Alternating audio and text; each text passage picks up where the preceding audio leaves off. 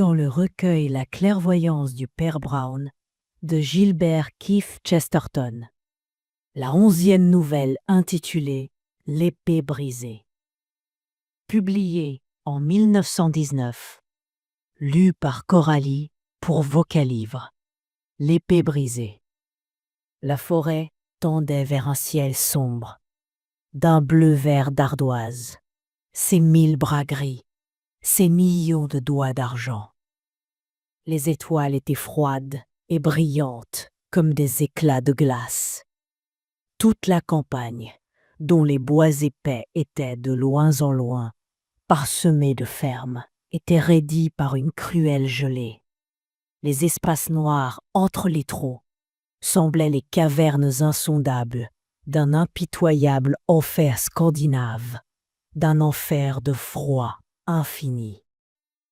Il n'était pas jusqu'à la tour carrée de l'église qui ne parut septentrionale, au point de sembler païenne, comme une tour barbare, perdue parmi les rochers de l'Islande. Ce n'était pas une nuit que l'on eût choisie pour explorer un cimetière. Mais peut-être ce cimetière valait-il la peine qu'on l'explorât. Il surgissait brusquement du désert cendré de la forêt, comme une sorte de bosse de gazon vert que la lumière des étoiles faisait paraître gris. La plupart des tombes étaient sur la pente, et le sentier qui conduisait à l'église était aussi escarpé qu'un escalier. Au sommet de la colline, au seul endroit où le cimetière était nivelé, se dressait le monument qui l'avait rendu célèbre. Il contrastait singulièrement avec les humbles tombes qui l'entouraient. C'était l'œuvre de l'un des plus grands sculpteurs de l'Europe, dont la réputation était pourtant éclipsée par celle de l'homme à la mémoire duquel il avait dressé cette statue. On distinguait, à la lumière des étoiles qui caressaient le bronze de ses légers pinceaux argentés, l'image massive d'un soldat couché. Ses fortes mains étaient jointes dans une prière éternelle, et sa lourde tête reposait sur un fusil. Son visage vénérable était encadré par une barbe, ou plutôt par des favoris, suivant l'ancienne mode mise en honneur par le colonel Newcomb. L'uniforme, suggéré par quelques traits essentiels, était celui d'un soldat moderne. À sa droite gisait une épée, dont la pointe était brisée. À sa gauche gisait une Bible. Durant les brûlants après-midi d'été, une foule d'Américains et de provinciaux lettrés venait, en chars à bancs, admirer ce sépulcre. Même à cette époque de l'année, cette église et ce cimetière, isolés au centre de cette vaste forêt, avaient un aspect silencieux et désolé. Au milieu de cette gelée nocturne, en plein hiver, le tombeau ne semblait avoir d'autre compagnie que celle des étoiles. Pourtant, dans le silence des bois raides de froid, une grille grinça sur ses gonds, et 2 hommes, vêtus de noir, gravirent le sentier conduisant à la tombe. La lumière était si faible que l'on ne pouvait rien distinguer de ces 2 personnages, en dehors de la couleur de leurs vêtements, sauf que l'un était d'une taille énorme, tandis que l'autre, sans doute par contraste, paraissait extrêmement petit. Lorsqu'ils atteignirent le monument du célèbre guerrier, ils s'arrêtèrent quelques minutes pour le regarder. Il n'y avait aucun être humain, peut-être aucun être vivant, à 2 kilomètres à la ronde. Et quelque esprit morbide aurait même pu se demander si ces intrus étaient bien de ce monde. En tout cas, les premiers mots qu'ils échangèrent eussent paru pour le moins bizarres. Après un court silence, le petit homme dit à l'autre Où le sage cachera-t-il un caillou? Et le géant répondit à voix basse, sur la grève. Le petit homme approuva de la tête, puis, après un nouveau silence, ajouta, où le sage cachera-t-il une feuille? Et l'autre répondit, dans la forêt. Il y eut une autre pause, et le plus grand des deux ajouta, est-ce à dire que tu connaisses quelqu'un qui, pour cacher un vrai diamant, se soit un jour couvert de strass? Non, non, répondit son compagnon en riant. Laissons dormir le passé. Il battit de la semelle pendant un instant et dit, ce n'est pas du tout à cela que je pensais. Je pensais à quelque chose d'autre, à quelque chose de curieux. As-tu une allumette? Le géant fouilla dans sa poche, et bientôt une flamme dora le socle du monument. On pouvait y lire, gravés en noir, ces mots que tant d'Américains avaient respectueusement épelés.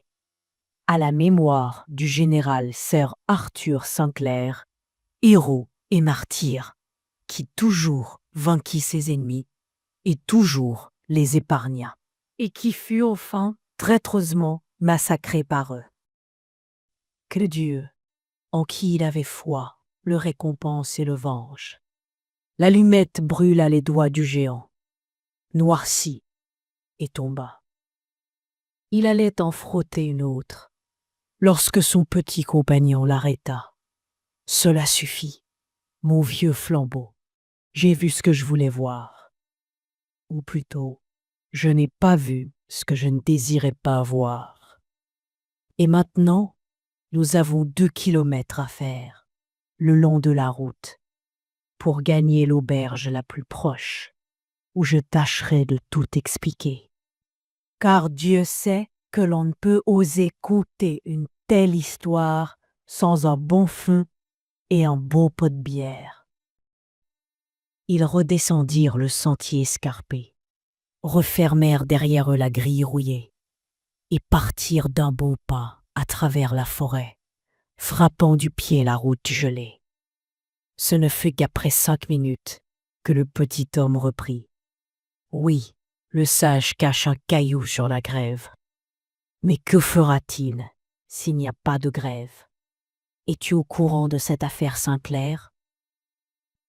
Je ne connais aucun général anglais, Père Brown, répondit l'autre en riant, quoique je connaisse quelques policiers anglais. Tout ce que je sais, c'est que tu m'as fait faire une longue promenade pour visiter tous les monuments de ce gaillard. On dirait qu'il a été enterré dans 6 endroits différents. J'ai vu un mémorial élevé en l'honneur du général Sinclair dans l'abbaye de Westminster. J'ai vu la statue équestre du général Sinclair sur les quais de la Tamise. J'ai vu un médaillon du général Sinclair dans la rue où il est né, et un autre dans la rue où il a vécu. Et maintenant tu m'entraînes, le soir, devant son cercueil, dans un cimetière de village. Je commence à en avoir assez de cette glorieuse célébrité, d'autant plus que j'ignore absolument qui elle était. Que cherches-tu dans ces cryptes et parmi ces effigies? Je ne cherche qu'un mot, dit le père Brown. Un mot qui ne s'y trouve pas. Eh bien, demanda Flambeau, vas-tu enfin t'expliquer? Je dois diviser mon histoire en 2 parties, remarqua le prêtre. Il y a d'abord ce que tout le monde sait, puis il y a ce que je sais. Ce que tout le monde sait est simple et tient en peu de mots. Mais cela ne tient pas debout. Ça va bien, dit Flambeau gaiement. Commençons par le mauvais bout. Commençons par ce que tout le monde sait, par ce qui est faux. Si ce n'est tout à fait faux, c'est du moins fort incomplet, continua Brown. Car en fait, tout ce que le public connaît de l'affaire se réduit à ceci. Arthur Saint-Auclair était un grand général anglais qui remporta maintes victoires. Après plusieurs campagnes en Afrique et dans l'Inde, où il se montra aussi prudent que hardi. Il se trouva à la tête des troupes dirigées contre le Brésil, lorsque le grand patriote brésilien, Olivier, lança son ultimatum. On sait qu'au cours de cette lutte, Sinclair, à la tête d'une petite troupe, attaqua Olivier, à la tête d'une nombreuse armée, et fut fait prisonnier après une résistance héroïque. On sait aussi qu'après avoir été fait prisonnier, et au scandale du monde civilisé, Sinclair fut pendu à l'arbre le plus proche. On le trouva là, après que les Brésiliens eurent battu en retraite, son épée brisée, attachée autour du cou. « Et cette tradition populaire est fausse ?» demanda Flambeau. « Non, » répondit son ami. « Elle est exacte, jusqu'à un certain point. »« Ce point me semble assez concluant, » dit Flambeau. « Mais, si cette tradition est exacte, où donc gît le mystère ?» Après qu'ils eurent passé devant plusieurs centaines d'arbres gris, d'aspect fantomal, le petit prêtre se mordit pensivement le doigt et répondit. Le mystère est un mystère de psychologie. Ou pour mieux dire, c'est le mystère de deux psychologies. Dans cette campagne brésilienne, deux des hommes les plus fameux de l'histoire moderne agirent à l'encontre de leur caractère. Olivier et Sinclair étaient tous deux, ne l'oublions pas, des héros à l'ancienne mode. Il n'y a aucun doute à avoir à ce point de vue. C'était comme le combat d'Hector contre Achille. Mais que dirions-nous d'une lutte dans laquelle Achille se serait montré timide et Hector félon? Continue, dit l'autre impatiemment, tandis que Brown se mordait de nouveau le doigt. Sir Arthur Sinclair était un soldat de l'ancien type religieux, du type qui nous sauva lors de la révolte des Cipayes. Il faisait passer le devoir avant la bravoure et, malgré son grand courage personnel, était considéré comme un chef particulièrement prudent, que tout gaspillage inutile de vie humaine avait le don de révolter. Pourtant, dans ce dernier engagement, il tenta un effort qui, aux yeux même d'un enfant, eût paru absurde. Il n'est pas besoin d'être grand stratégiste pour voir que cette entreprise était folle. De même qu'il n'est pas nécessaire d'être grand stratégiste pour se garer d'une automobile. Tel est le premier mystère.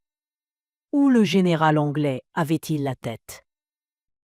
La seconde énigme est celle-ci.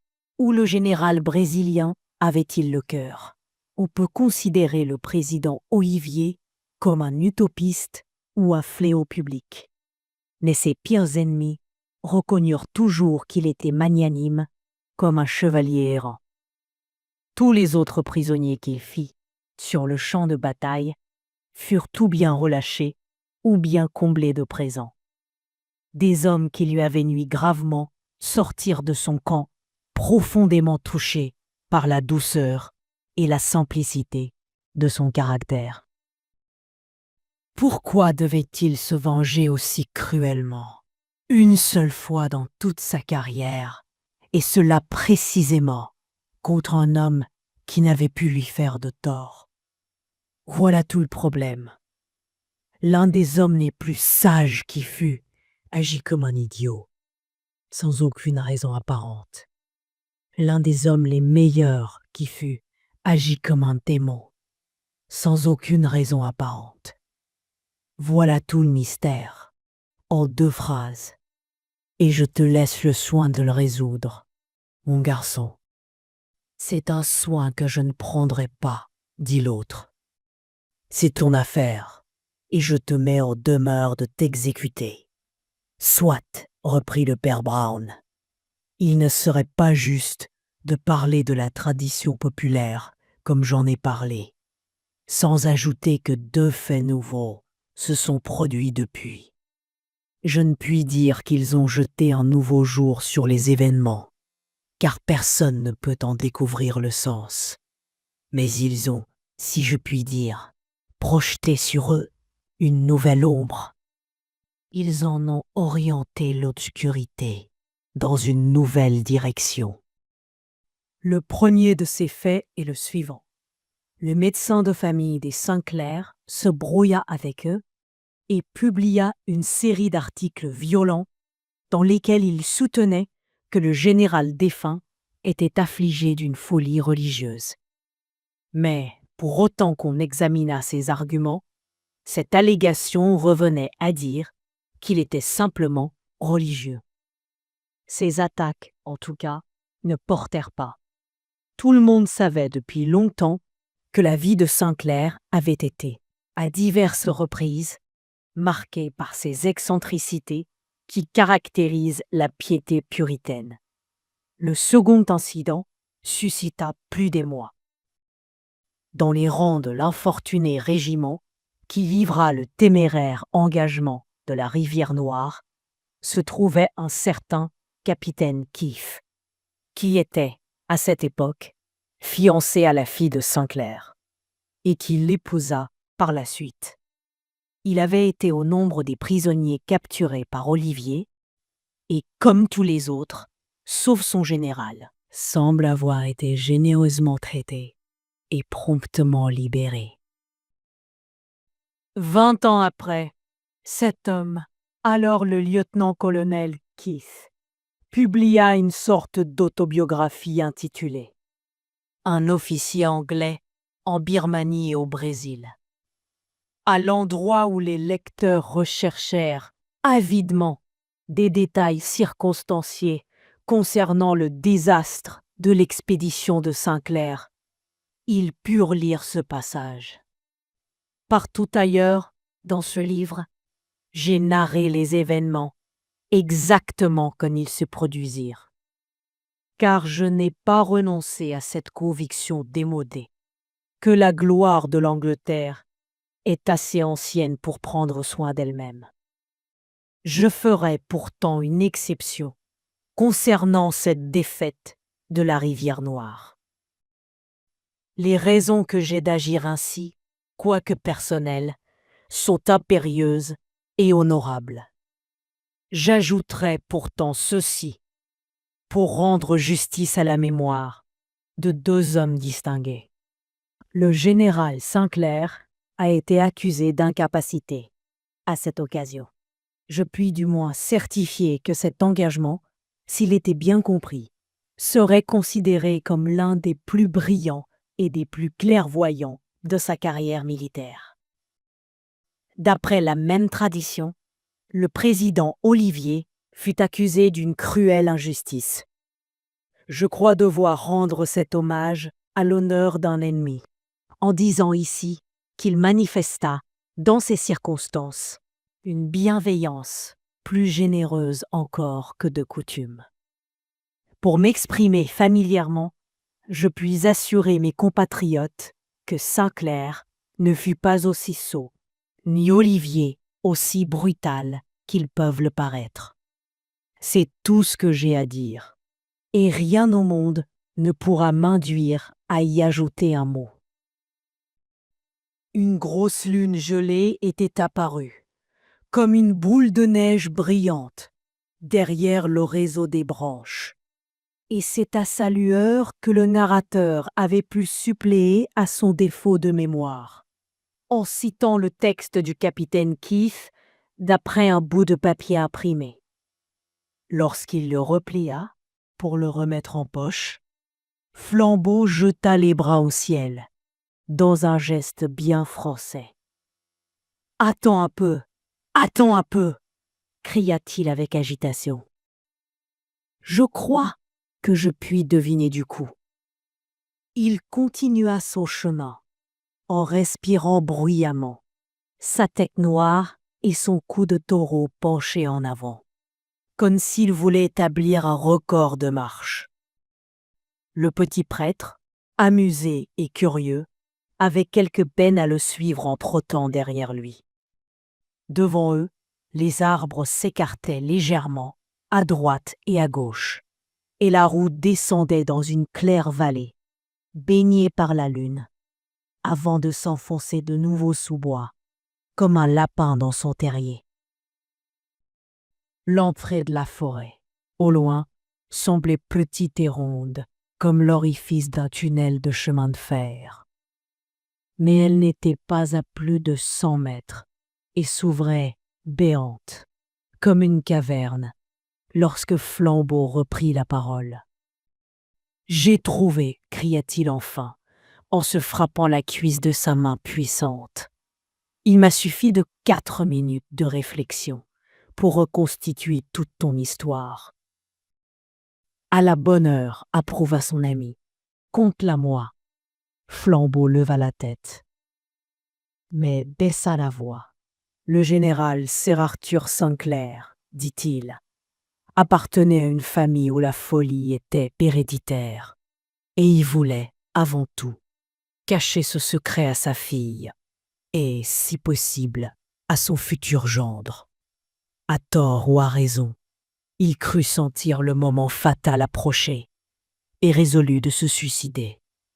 Un suicide ordinaire eût pourtant propagé l'idée même qu'il redoutait. À l'issue de la campagne, des nuages de plus en plus épais obscurcirent sa raison.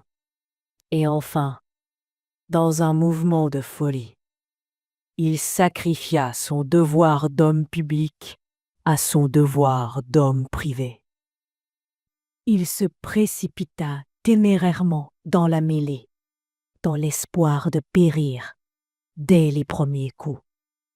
Lorsqu'il constata qu'il n'avait réussi qu'à se faire prendre et à ruiner sa réputation de soldat, la bombe, qui se trouvait scellée dans son cerveau, éclata. Il brisa son épée et se pendit. Flambeau regarda le mur gris de la forêt qui s'étendait devant lui, dans lequel la route creusait une brèche noire, comme l'ouverture d'un tombeau. Peut-être quelque objet menaçant, sur le chemin, vint-il renforcer la vision tragique qu'il venait d'avoir si nettement. Car il frissonna. « Quelle horrible histoire !» dit-il. « Elle est horrible », répéta le prêtre, la tête inclinée, mais elle n'est pas exacte. Puis, il rejeta sa tête en arrière avec une sorte de désespoir et cria « Oh, s'il avait pu en être ainsi !» Flambeau se détourna et le regarda, surpris. « Ton histoire est propre, » dit le père Brown, profondément ému.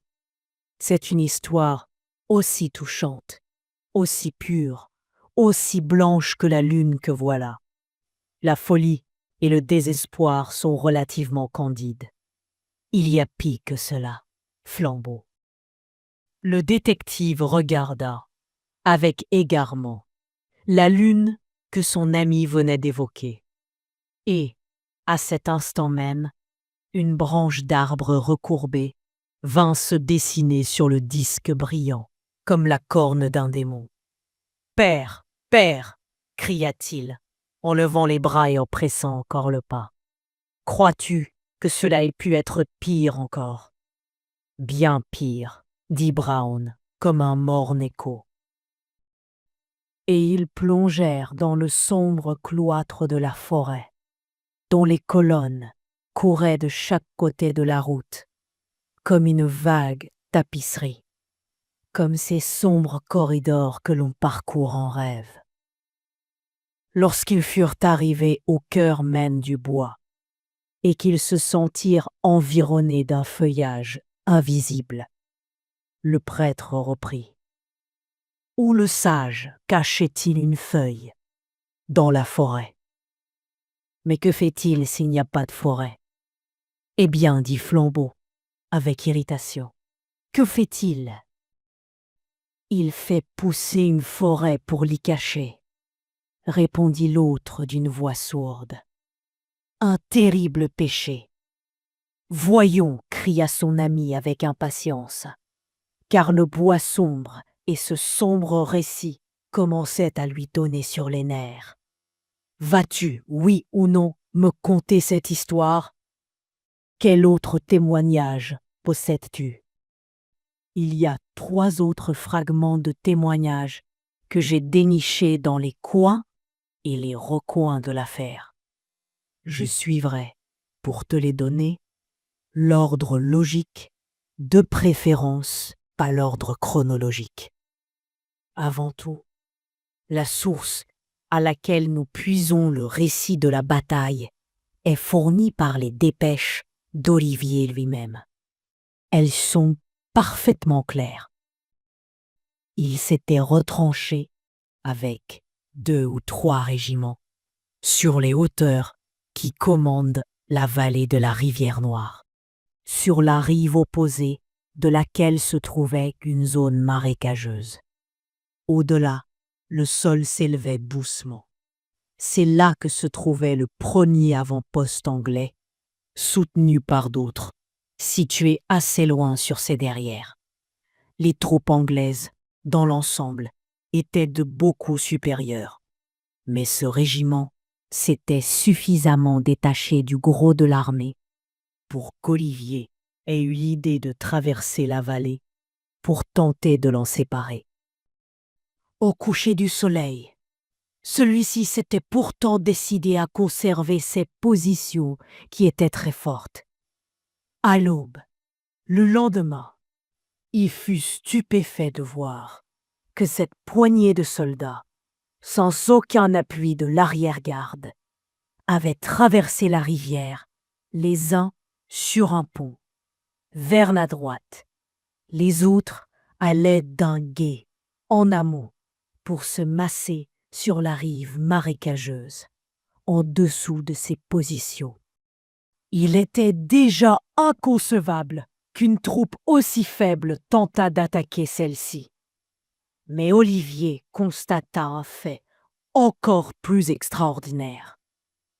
Au lieu de s'efforcer immédiatement de s'établir sur un sol plus ferme, ce régiment insensé, qui venait, par une charge folle, de mettre la rivière derrière lui, ne bougea plus, mais resta là, collé dans la boue, comme des mouches dans de la mélasse.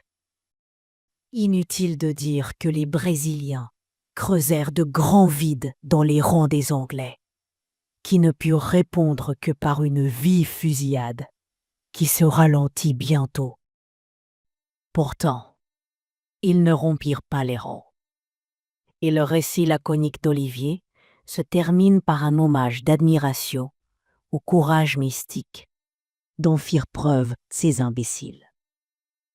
Nos lignes s'avancèrent enfin, dit-il, et les repoussèrent dans la rivière. Le général Saint-Clair fut fait prisonnier, ainsi que plusieurs de ses officiers. Le colonel et le major étaient tous deux morts en combattant. Je ne puis m'empêcher de dire que l'histoire a, sans doute, présenté peu de spectacles aussi impressionnants que la résistance désespérée qu'offrit cet extraordinaire régiment. Les officiers blessés ramassaient les fusils des soldats morts pour faire le coup de feu. Le général lui-même resta jusqu'au bout, à cheval, tête nue, brandissant son épée brisée. Quant à ce qui survint par la suite à Saint-Clair, Olivier est aussi muet que le capitaine Kiss. Bon, grogna Flambeau. Et ton second témoignage? Il m'a fallu un certain temps pour l'obtenir, mais il ne me faudra pas longtemps pour le dire. J'ai trouvé, après de longues recherches, dans un hospice du Lincolnshire, un vieux soldat qui non seulement fut blessé à la bataille de la rivière Noire, mais qui était à genoux aux côtés du colonel de son régiment lorsque celui-ci mourut. C'était un certain colonel Clancy, un grand bourreau d'Irlandais. Il semble être mort presque autant de rage que de ses blessures. Il n'était en tout cas pas responsable de cette attaque ridicule qui devait lui avoir été imposé par le général. Ces derniers mots, si je dois en croire mon témoin, furent « Et voilà ce vieil âne maudit avec le bout de son épée brisée. » Je voudrais que ce soit sa tête. Tu observeras que tout le monde semble avoir remarqué ce détail de l'épée brisée, quoique la plupart des gens le considèrent avec plus de respect que ne le fit le colonel Clancy. Abordons maintenant mon troisième témoignage. Le chemin à travers bois commençait à monter et le père Brown s'arrêta un instant pour reprendre haleine. Puis, il continua du même ton incolore.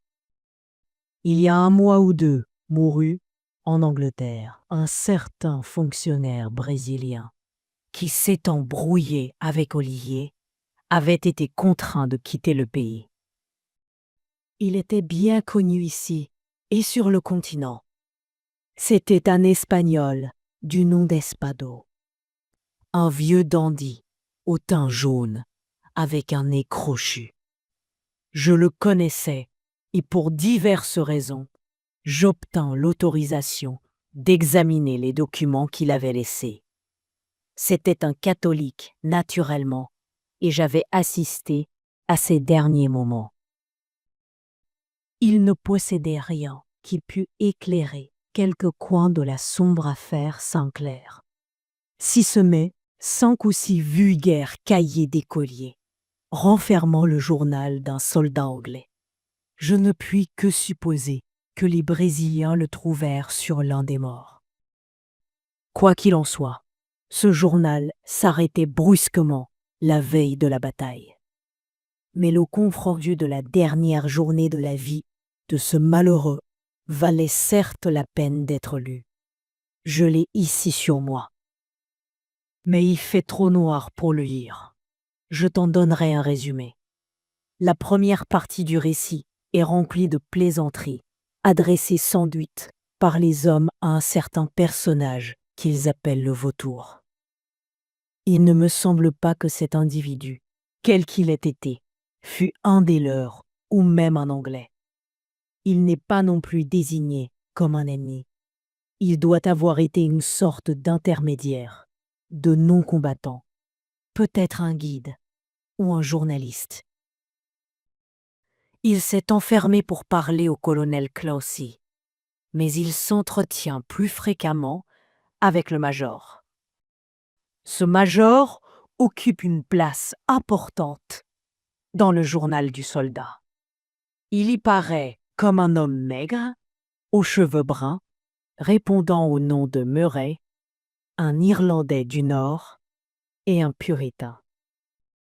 Le contraste entre l'austérité de ce protestant d'Ulster et la jovialité du colonel Clancy y est l'objet d'innombrables plaisanteries. On y trouve aussi certaines remarques relatives aux vêtements de couleur voyante portés par le vautour. Mais tous ces bavardages cessent brusquement comme au son de la trompette. Derrière le camp anglais, et presque parallèlement à la rivière, courait une des rares grandes routes de la région. À l'ouest, cette route se recourbait pour descendre dans la vallée, qu'elle traversait sur le pont mentionné plus haut. À l'est, elle s'éloignait vers les landes désertes. Et c'est dans cette direction que le soldat entendit, ce soir-là, le bruit d'un corps de cavalerie légère lancé au grand trot, dans lequel il reconnut, avec étonnement, le général et son état-major. Il montait le grand cheval blanc que vous avez vu si souvent reproduit dans les journaux illustrés et sur les murs de l'Académie. La réception que lui firent les troupes fut des plus chaleureuses, mais il ne sembla pas vouloir perdre un seul instant en vaines cérémonies. Sautant de cheval, il se mêla immédiatement au groupe d'officiers qui l'attendaient et entama avec eux une conversation animée sur un ton confidentiel. Ce qui frappa surtout l'auteur du journal, c'est la manière dont il s'adressait de préférence au major Murray. Mais une telle préférence ne doit pas nous surprendre. Les deux hommes devaient ressentir de la sympathie l'un pour l'autre. Ils lisaient tous deux leur Bible. Ils appartenaient l'un et l'autre à l'ancien type du soldat religieux. Quoi qu'il en soit, il est évident que, lorsque le général remonta en selle, il parlait encore sérieusement avec Murray. Tandis que son cheval descendait la route vers la rivière, le puritain irlandais marchait à ses côtés. Les soldats virent les deux officiers disparaître derrière un bouquet d'arbres au tournant de la route. Le colonel regagna sa tente et les hommes leur piquaient. Mais l'auteur du journal s'attarda quelques minutes et assista à un spectacle surprenant. Le grand cheval blanc, qui avait descendu tranquillement la route, du pas qu'il avait pris au cours de maintes processions, revint au grand galop vers le camp, dans une course folle. Le soldat crut d'abord qu'il s'était emballé, mais il s'aperçut bientôt que le général, excellent cavalier, le poussait de toutes ses forces. Cheval et cavalier arrivèrent sur lui comme un tourbillon. Puis le général, arrêtant brusquement son coursier tremblant, tourna vers lui un visage empourpré et appela le colonel avec une voix semblable à la trompette du jugement dernier.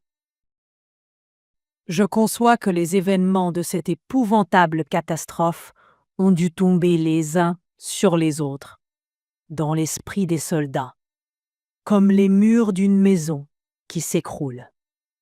Étourdis, comme dans un rêve, ils tombèrent littéralement en formation et apprirent qu'on allait attaquer immédiatement les positions de l'ennemi, de l'autre côté de la vallée. Le général et le major, disait-on, avaient trouvé quelque chose du côté du pont et on avait juste le temps de livrer une bataille décisive. Le major était allé appeler la réserve, cantonnée plus loin sur la route, mais il était douteux que, même si ses troupes partaient immédiatement, elles pussent arriver à temps. Ils avaient à traverser la rivière, cette nuit même, et à s'emparer des hauteurs le lendemain. C'est au départ même de cette marche nocturne et romantique que s'arrête brusquement le journal du soldat. Le père Brown était passé devant, car le chemin s'était rétréci et était devenu de plus en plus escarpé et sinueux. La voix du prêtre parvenait à Flambeau, sortant de l'obscurité, au-dessus de lui. Il n'y a qu'un petit détail significatif à ajouter. Lorsque le général harangua ses soldats, au début de cette charge héroïque, il tira à demi son épée du fourreau, puis, comme honteux de s'être livré à ce geste mélodramatique, il la rengaina vivement. « Encore l'épée, vois-tu » Une faible lueur apparut à travers le réseau des branches, au-dessus d'eux, projetant le fantôme d'un filet sous leurs pieds. Ils montaient de nouveau vers la vague lumière d'une éclaircie. Flambeau sentait poindre la vérité autour de lui, mais il ne parvenait pas encore à la formuler. Il répondit, l'esprit vague. « Eh bien, qu'y a-t-il de particulier à cette épée ? Les officiers en portent généralement, n'est-ce pas ? On n'en parle guère dans la guerre moderne, dit l'autre avec indifférence. Mais dans cette affaire, on rencontre cette épée partout. Quelle importance cela a-t-il ? Grogna Flambeau. C'est un vulgaire accident démesurément grossi. L'épée du bonhomme s'est brisée dans sa dernière bataille. Tout le monde pouvait deviner que les journaux se seraient emparés de ce détail, comme ils l'ont fait. Sur toutes ces tombes, sur tous ces monuments, on représente cette épée brisée. J'espère que tu ne m'as pas entraîné dans cette expédition polaire, uniquement parce que 2 hommes, cultivant le détail pittoresque, ont vu l'épée brisée de Saint-Clair. Non, cria Brown avec une voix aussi brève qu'un coup de revolver. Mais qui a vu son épée intacte? Que veux-tu dire? Cria son compagnon, s'arrêtant sous les étoiles. Il venait de sortir des grilles grises du bois. Qui a vu son épée intacte?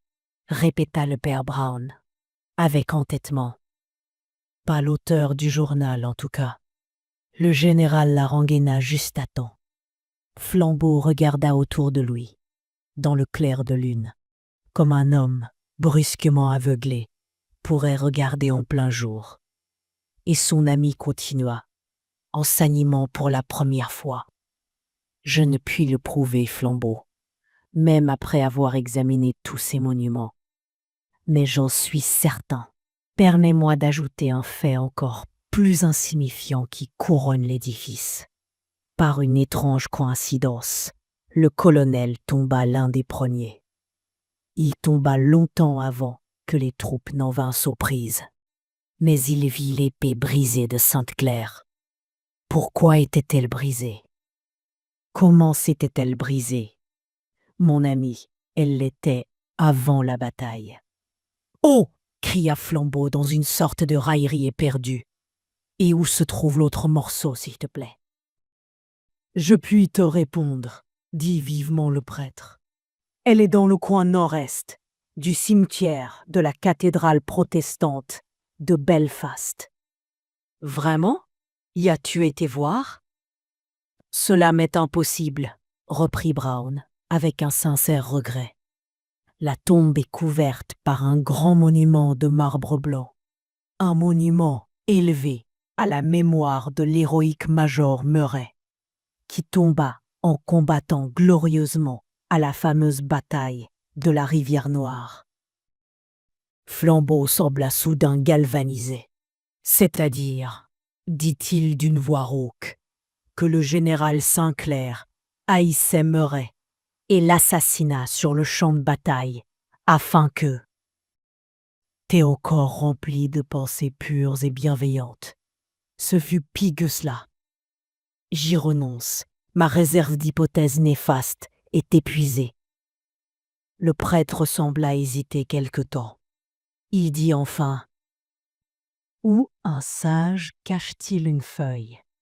Dans la forêt. » L'autre ne répondit pas. S'il n'y avait pas de forêt, il en créerait une. Et s'il voulait cacher une feuille morte, il créerait une forêt morte. Le prêtre ajouta avec plus de douceur encore et de calme. Et s'il avait à cacher un cadavre, il créerait un champ de cadavres pour égarer les recherches. Flambeau bondit en avant en frappant le sol du pied, comme si son impatience voulait dévorer l'espace aussi bien que le temps. Mais Brown continua, comme s'il n'avait pas été interrompu. Sir Arthur Sinclair, comme je te l'ai déjà dit, lisait sa Bible. C'est là ce qui le perdit.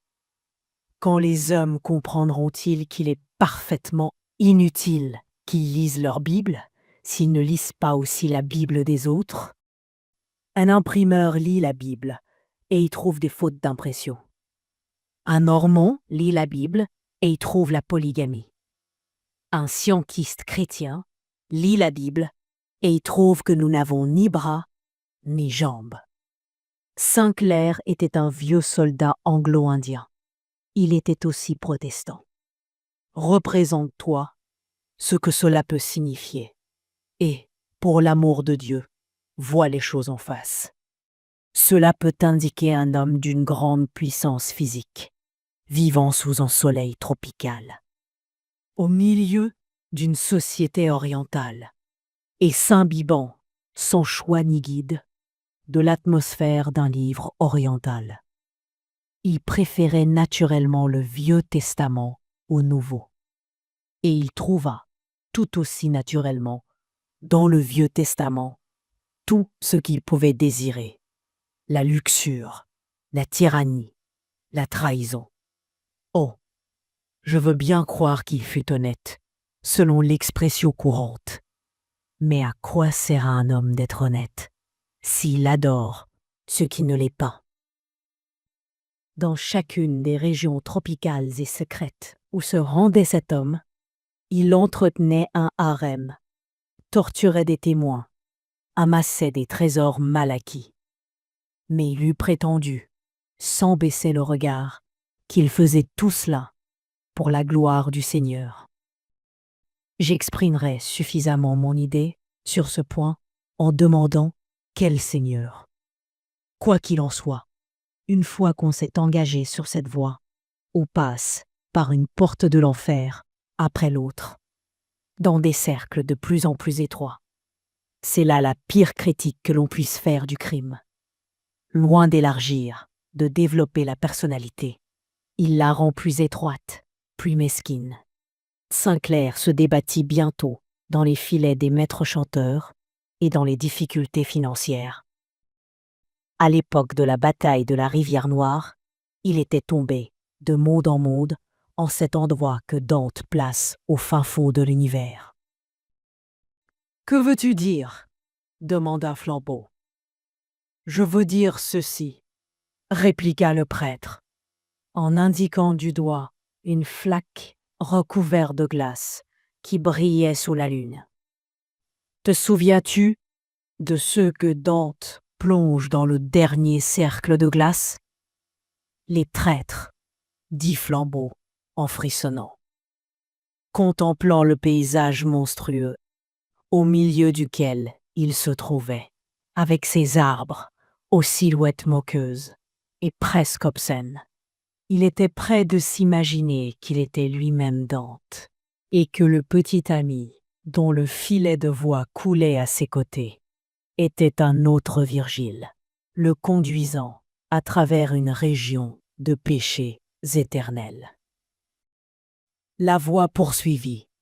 Comme tu le sais, Olivier était trop chevaleresque pour permettre l'organisation d'un service d'espionnage. La chose pourtant fut faite, comme beaucoup d'autres, derrière son dos. Mon vieil ami Espado s'en chargea. Le prétentieux personnage, aux vêtements voyants, auquel son nez crochu avait valu le nom de vautour, n'était autre que lui. Se posant comme une sorte de philanthrope, il se faufila dans l'armée anglaise et mit enfin le doigt sur le seul homme corrompu qui s'y trouva, le général.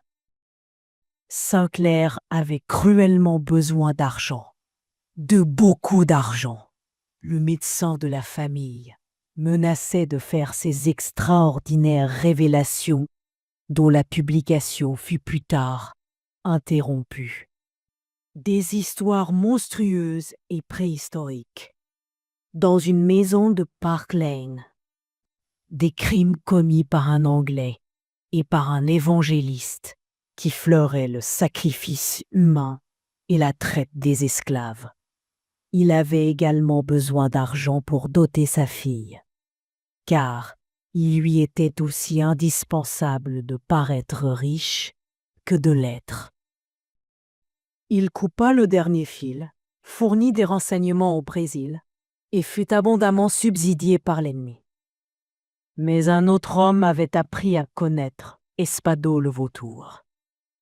D'une manière ou d'une autre, le jeune major d'Ulster avait eu vent de la hideuse vérité. Tandis qu'il descendait lentement la route vers le pont, Murray mettait son général en demeure de démissionner sur-le-champ en le menaçant du conseil de guerre. Le général temporisa jusqu'à ce qu'ils eussent atteint un groupe d'arbres tropicaux près du pont.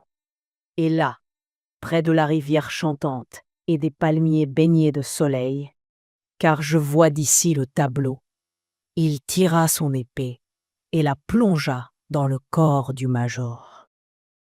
La route glacée avait atteint le sommet de la colline, et dans la gelée coupante, les buissons noirs prenaient des formes cruelles. Pourtant Flambeau crut voir, au-delà de la crête, le rebord d'une auréole, qui n'était produite ni par la lune, ni par les étoiles, mais par un feu tel qu'en font les hommes. Il ne la quitta pas des yeux, tandis que son ami achevait son récit. Saint-Clair était un chien d'enfer, mais c'était un chien de race. Jamais il ne fut plus clairvoyant et plus fort que lorsqu'il eut étendu le corps du pauvre Murray à ses pieds. Jamais, dans tous ses triomphes, le grand homme ne se montra si grand que sur le seuil de cette défaite tant décriée. Il regarda froidement son arme pour en faire disparaître toute trace de sang et vit que la pointe qu'il avait plantée entre les épaules de son ennemi s'était brisée dans le corps de celui-ci. Il vit, avec le plus grand flegme, comme à travers les fenêtres de son club, tout ce qui devait en résulter. Il vit qu'on retrouverait le cadavre suspect, qu'on en extrairait la pointe d'épée accusatrice, que l'on songerait à l'épée brisée, ou plutôt à l'absence mystérieuse de cette épée. Il avait tué son ennemi, mais il ne l'avait pas réduit au silence. Son esprit impérieux s'insurgea contre une telle menace. Il lui restait une suprême ressource. Il pouvait dissimuler le cadavre. Il pouvait le cacher sous une montagne d'autres cadavres. 20 minutes après, 800 soldats anglais marchaient à la mort, la lueur qui brillait derrière le sombre bois d'hiver se fit plus riche et plus chaude, et Flambeau pressa le pas pour l'atteindre. Le père Brown aussi se hâta, mais il semblait entièrement absorbé par son récit. L'intrépidité de cette petite troupe et le génie de son chef étaient tels que, si elle s'était jetée immédiatement à l'assaut de la colline, sa folle attaque aurait pu, malgré tout, réussir. Mais le mauvais esprit, qui jouait avec ces 1000 hommes, comme avec des pions, en avait décidé autrement. Ils durent rester dans le marais, près du pont, assez longtemps pour que la vue d'un cadavre anglais n'attirât plus l'attention dans ces parages. Alors devait se jouer la grande scène finale. Le guerrier sacré aux cheveux d'argent rendrait son épée au vainqueur pour épargner la vie de ses hommes. Oh, c'était bien organisé pour une improvisation. Mais je ne suis pas certain, que tandis qu'il restait collé, là, dans la boue sanglante, quelqu'un douta, quelqu'un devina. Brown se tut un instant, puis reprit. Il y a une voix inconnue qui me dit que l'homme qui devina était l'amoureux, l'homme qui épousa, plus tard, la fille du vieillard. Comment expliques-tu l'attitude d'Olivier et la pendaison ? Demanda Flambeau. En partie par générosité, en partie par intérêt. Olivier n'encombrait jamais sa marche de captif. Il relâchait presque toujours tout le monde. Et il relâcha tout le monde, cette fois aussi. Tout le monde, sauf le général. Tout le monde. Flambeau fronça ses sourcils noirs. Je ne comprends pas bien, dit-il. Il y a un autre tableau, Flambeau, dit le prêtre, à mi-voix, d'un ton inspiré. Je ne puis le prouver, mais je puis faire mieux. Je puis le voir. Une troupe lève le camp, le matin, au sommet d'une colline dénudée et desséchée. Les uniformes brésiliens sont massés en colonnes pour la marche. Je vois la chemise rouge et la longue barbe noire d'Olivier flottant au vent. Il tient son chapeau en main, saluant le noble ennemi qu'il vient de mettre en liberté. Le simple vétéran anglais, aux cheveux blancs, qui le remercie au nom de ses hommes. Les derniers survivants de sa troupe sont rangés derrière lui, au port d'armes. À côté d'eux se trouvent des provisions et des charrettes pour la retraite. Les tambours battent au chant. Les Brésiliens se retirent. Les Anglais restent immobiles comme des statues. Ils restent dans la même attitude jusqu'à ce que la dernière couleur, le dernier son, révélant la présence de l'ennemi, se soit évanoui à l'horizon. Alors, tous ensemble, ils se meuvent comme des morts qui reprendraient vie. Ils tournent leurs 50 visages vers le général. Visage inoubliable. Flambeau fit un bond. « Ah » cria-t-il, « tu ne veux pas dire que… » « Oui » dit le père Brown d'une voix profonde et émue. C'est une main anglaise qui passa le nœud coulant autour du cou de Sinclair. La même, je pense, qui passa plus tard l'anneau au doigt de sa fille. Ce furent des mains anglaises qui le traînèrent vers l'arbre de honte. Les mains des mêmes hommes qui l'avaient adoré, qui l'avaient suivi à la victoire. Et ce furent des âmes anglaises, que Dieu nous pardonne et ait pitié de nous, qui virent se balancer son corps sous ce ciel étranger, suspendu au vert gibet d'un palmier, et qui prièrent dans leur haine qu'il tombe droit de là en enfer. Les deux amis avaient atteint la crête de la colline et se trouvèrent soudain violemment éclairés par la lumière écarlate jaillissant des fenêtres, aux rideaux rouges, d'une auberge anglaise. Elle était située un peu à l'écart de la route, comme pour témoigner, en se reculant devant ses hôtes, de la magnificence de son hospitalité. Ces 3 portes étaient larges ouvertes pour accueillir le passant, et d'où il se trouvait, les 2 amis pouvaient entendre, à l'intérieur, le bruit des conversations et des rires. « Je n'ai besoin de rien ajouter, » dit le père Brown. Ils le jugèrent dans le désert et l'exécutèrent. Puis, pour sauver l'honneur de sa fille et de l'Angleterre, ils firent le serment de sceller à jamais du sceau du secret, la bourse du traître et l'épée brisée de l'assassin. Peut-être que Dieu leur soit en aide. Essayèrent-ils de l'oublier? Essayons de l'oublier aussi. Voici notre auberge. De tout mon cœur, dit Flambeau. Il était sur le point de pénétrer dans le bar bruyant et illuminé, lorsqu'il fit un pas en arrière et faillit tomber sur la route. « Regarde, au nom du diable !» cria-t-il, indiquant d'un doigt rigide l'enseigne carrée, suspendue au-dessus de la porte. On y distinguait vaguement la forme d'un pommeau de sabre, avec une lame écourtée. En dessous se trouvait une inscription tracée en mauvais caractères archaïques, à l'épée brisée. « Ne t'y attendais-tu donc pas ?» demanda doucement le père Brown. « C'est le Dieu de ce pays. La moitié des auberges, des parcs et des rues portent son nom, ou quelque nom qui se rattache à sa légende.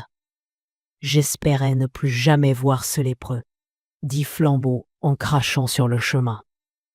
On le verra toujours en Angleterre, dit le prêtre en baissant les yeux. Tant qu'il y aura du bronze et des pierres, ces statues de marbre exalteront encore l'âme des jeunes garçons fiers et innocents. La tombe de son village répandra un parfum de loyauté plus pénétrant que celui d'Élie. Des milliers d'hommes qui ne l'ont jamais connu, aimeront, comme un père, cet homme, que les derniers qui l'ont connu ont traité comme du fumier. Il sera honoré comme un saint, et la vérité ne sera jamais connue, parce que j'ai enfin résolu de me taire. Il est parfois aussi mauvais de révéler un secret que de le garder pour soi. J'ai donc réglé ma conduite d'après les événements. Tous ces journaux ont disparu aujourd'hui. Le mouvement anti-brésilien s'est apaisé et Olivier est honoré partout. Je m'étais dit que si quelque part, dans quelque inscription tracée sur le métal ou sur le marbre, aussi indestructible que les pyramides, le colonel Clancy ou le colonel Kit ou le président Olivier se trouvaient calomniés, alors je parlerai. Si au contraire, Sinclair était simplement glorifié par erreur, je me tairai. Et je me tairai. Ils plongèrent dans la taverne aux rideaux rouges. L'intérieur n'en était pas seulement confortable, mais même luxueux. Sur la table se trouvait un modèle en argent du tombeau de Sinclair, la tête d'argent inclinée, l'épée d'argent brisée. Sur les murs se trouvaient des gravures en couleurs représentant la statue et les chars à bancs que prennent les touristes pour la visiter. Les deux amis s'assirent sur les banquettes bien rembourrées. « Bah, il fait froid !» dit le père Brown. « Que veux-tu prendre, du vin ou de la bière ?»« Du cognac, dit Flambeau.